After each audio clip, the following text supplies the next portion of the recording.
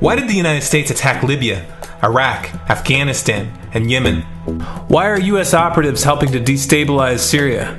And why is the United States government so intent on taking down Iran, in spite of the fact that Iran has not attacked any country since 1798? And what's next?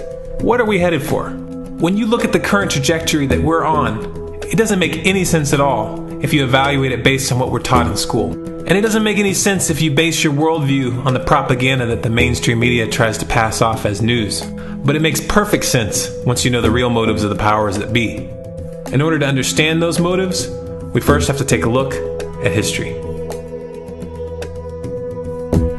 In 1945, the Bretton Woods Agreement established the dollar as the world reserve currency, which meant that international commodities were priced in dollars. The agreement, which gave the United States a distinct financial advantage, was made under the condition that those dollars would remain redeemable for gold at a consistent rate of $35 per ounce. The United States promised not to print very much money, but this was on the honor system, because the Federal Reserve refused to allow any audits or supervision of its printing presses. In the years leading up to 1970, expenditures in the Vietnam War made it clear to many countries that the U.S. was printing far more money than it had in gold. And in response, they began to ask for their gold back. This, of course, set off a rapid decline in the value of the dollar. The situation climaxed in 1971 when France attempted to withdraw its gold and Nixon refused. On August 15th, he made the following announcement. I have directed the Secretary of the Treasury to take the action necessary to defend the dollar against the speculators. I have directed Secretary Connally to suspend temporarily the convertibility of the dollar into gold or other reserve assets, except in amounts and conditions determined to be in the interest of monetary stability and in the best interest of the United States. This was obviously not a temporary suspension, as he claimed, but rather a permanent default. And for the rest of the world who had entrusted the United States with their gold, it was outright theft. In 1973, President Nixon asked King Faisal of Saudi Arabia to accept only U.S. dollars as payment for oil and to invest any excess profits in U.S. Treasury bonds, notes, and bills. In return, Nixon offered military protection for Saudi oil fields. The same offer was extended to each of the world's key oil-producing countries, and by 1975, every member of OPEC had agreed to only sell their oil in U.S. dollars. The act of moving the dollar off of gold and tying it to foreign oil instantly forced every oil-importing country in the world to start maintaining a constant supply of Federal Reserve paper. And in order to get that paper, they would have to send real physical goods to America. This was the birth of the petrodollar. Paper went out, everything America needed came in, and the United States got very, very rich as a result. It was the largest financial con in recorded history.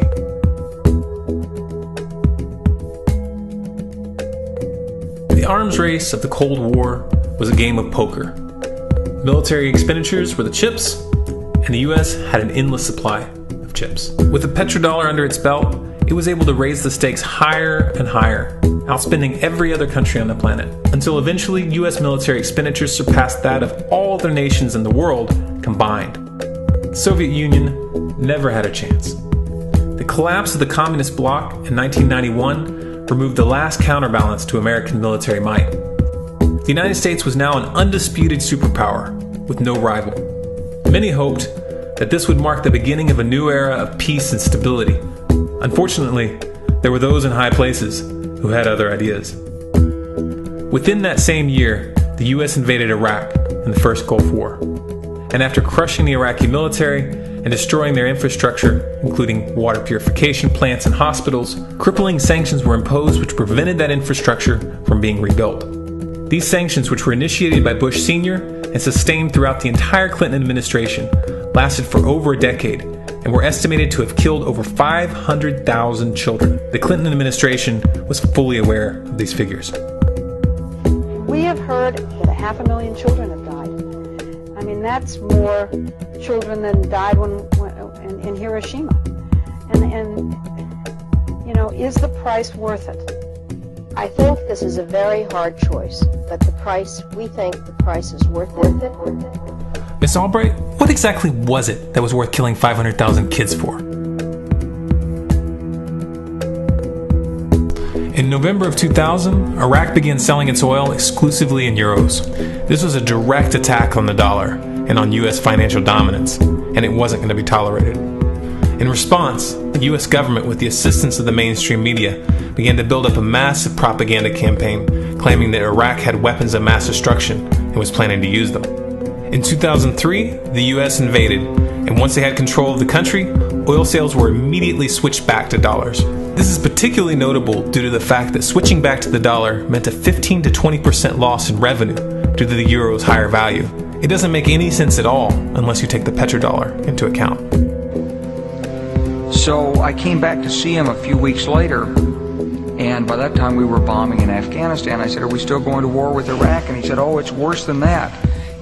He reached over on his desk, he picked up a piece of paper, he said, I just got this down from upstairs," meaning the Secretary of Defense's office today, and he said, "This is a memo that describes how we're going to take out 7 countries in 5 years, starting with Iraq and then Syria, Lebanon, Libya, Somalia, Sudan, and finishing off Iran. Let's take a look at the events of the past decade and see if you see a pattern. In Libya, Gaddafi was in the process of organizing a bloc of African countries to create a gold-based currency called the dinar, which they intended to use to replace the dollar in that region. US and NATO forces helped destabilize and topple the Libyan government in 2011, and after taking control of the region, US armed rebels executed Gaddafi in cold blood and immediately set up the Libyan Central Bank. Iran has been actively campaigning to pull oil sales off of the dollar for some time now, and it has recently secured agreements to begin trading its oil in exchange for gold. In response, the US government, with mainstream media assistance, has been attempting to build international support for military strikes on the pretext of preventing Iran from building a nuclear weapon. In the meantime, they established sanctions which US officials openly admit are aimed at causing a collapse of the Iranian economy. Syria is Iran's closest ally, and they are bound by mutual defense agreements. The country is currently in the process of being destabilized with covert assistance from NATO, and though Russia and China have warned the United States not to get involved, the White House has made statements within the past month indicating that they are considering military intervention. It should be clear that military intervention in Syria and Iran isn't being considered. It's a foregone conclusion, just as it was in Iraq and Libya. The U.S. is actively working to create the context which gives them the diplomatic cover to do what they already have planned. The motive for these invasions and covert actions becomes clear when we look at them in their full context and connect the dots. Those who control the United States understand that even if a few countries begin to sell their oil in another currency, it will set off a chain reaction and the dollar will collapse. They understand that there is absolutely nothing else holding up the value of the dollar at this point, and so does the rest of the world. But rather than accepting the fact that the dollar is nearing the end of its lifespan, the powers that be have made a calculated gambit.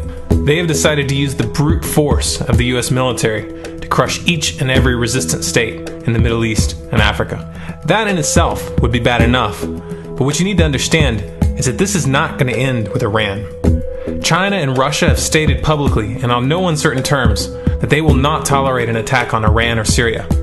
Iran is one of their key allies, one of the last independent oil producers in the region, and they understand that if Iran falls, then they will have no way to escape the dollar without going to war. And yet the United States is pushing forward in spite of the warnings. What we are witnessing here is a trajectory that leads straight to the unthinkable. It's a trajectory that was mapped out years ago in full awareness of the human consequences. But who was it that put us on this course? What kind of psychopath is willing to intentionally set off a global conflict that will lead to millions of deaths just to protect the value of a paper currency? It obviously isn't the president. The decision to invade Libya, Syria, and Iran was made long before Obama had risen to the national spotlight. And yet, he's carrying out his duty just like the puppets that preceded him. So who is it that pulls the strings? Often the best answer to questions like this are found by asking another question. Qui bono? Who benefits? Obviously, those who have the power to print the dollar out of thin air have the most to lose if the dollar were to fall. And since 1913, that power has been held by the Federal Reserve. The Federal Reserve is a private entity owned by a conglomerate of the most powerful banks in the world. And the men who control those banks are the ones who pull the strings. To them, this is just a game. Your life and the lives of those you love are just pawns on their chessboard. And like a spoiled 4-year-old who tips the board onto the floor when they start to lose, the powers that be are willing to start World War III to keep control of the global financial system.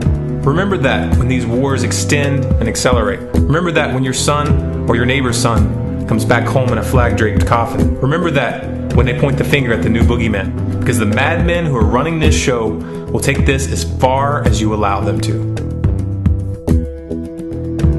So how much time do we have left? It's a question I hear constantly, but it's the wrong question. Asking how much time we have left is a passive posture. It's the attitude of a prisoner who's waiting to be taken out to a ditch and shot in the back of the head. What are our chances? Can we change course? Also the wrong question. The odds don't matter anymore. If you understand what we're facing, then you have a moral responsibility to do everything in your power to alter the course that we're on, regardless of the odds. It's only when you stop basing your involvement on the chances of success that success actually becomes possible. To strip the ill-begotten power from the financial elites and to bring these criminal cartels to justice will require nothing less than a revolution. The government is not going to save us. The government is completely infiltrated and corrupt to the core. Looking to them for a solution at this point is utterly naive. There are 3 stages of revolution, and they are sequential. Stage 1 is already underway. Stage 1 is the ideological resistance. In this stage, we have to actively work to wake up as many people as possible about what is happening and the direction we're headed. All revolutions originate from a shift in the mindset of the population, and no other meaningful resistance is possible without it. Success in this stage of the game can be measured by the contagion of ideas. When an idea reaches critical mass, it begins to spread on its own and seeps into all levels of society. In order to achieve that contagion, we need more people in this fight. We need more people speaking out, making videos, writing articles, getting this information onto the national and international stage. And we especially need to reach the police and the military. Stage 2 is civil disobedience, also known as nonviolent resistance. In this stage, you put your money where your mouth is, or more accurately, you withhold your money and your obedience from the government, and you do everything in your power to bring the gears of the state to a halt. Practiced in mass, this method alone is often enough to bring a regime to its knees. However, if you fail at this stage, Stage 3 is inevitable. Stage 3 is direct physical resistance. Direct physical resistance is the last resort, and it should be avoided and delayed as long as possible. And it should only be invoked after all other options have been thoroughly exhausted. There are those who talk tough and claim that they will resist when the time comes. But what those people fail to realize is that if you are inactive during the first 2 stages and save your efforts for the last resistance, then you will fail. When the Nazis were moving door to door, dragging people out of their homes in Germany, that was the time to fight back physically. But due to the lack of ideological resistance and civil disobedience leading up to that moment, even an armed uprising would have likely failed at that point. An armed uprising can only succeed if the people have established an attitude of active resistance. And active resistance is only possible after their minds have broken free from the mainstream propaganda. If you want to fight back, it's now or never. You're not going to get another chance, and the stakes are far higher than they were in Nazi Germany.